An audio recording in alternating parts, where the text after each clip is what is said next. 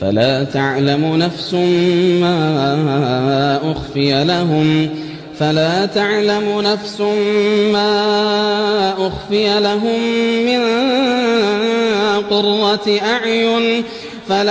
تعلم نفس ما أخفي لهم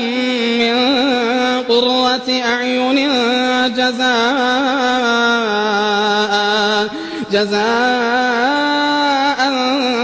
بما كانوا يعملون أفمن كان مؤمنا كمن كان فاسقا لا يستوون أما الذين آمنوا وعملوا الصالحات فلهم جنات المأوى نزلا بما كانوا يعملون وأما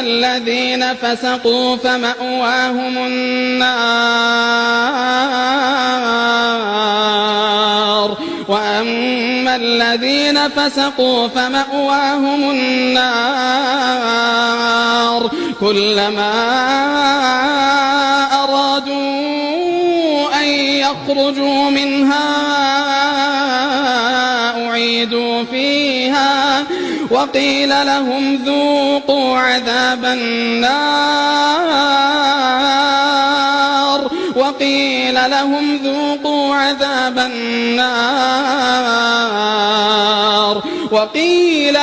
ذوقوا عذاب النار الذي كنتم به تكذبون ولنذيقنهم من العذاب الأدنى دون العذاب الأكبر لعلهم يرجعون ومن أظلم ممن ذكر بآيات ربه ثم أعرض عنها إنا من المجرمين منتقمون ولقد آتينا موسى الكتاب فلا تكن في مرية من لقائه وجعلناه هدى لبني إسرائيل وجعلنا منهم أئمة يهدون بأمرنا لما صبروا وكانوا بآياتنا يوقنون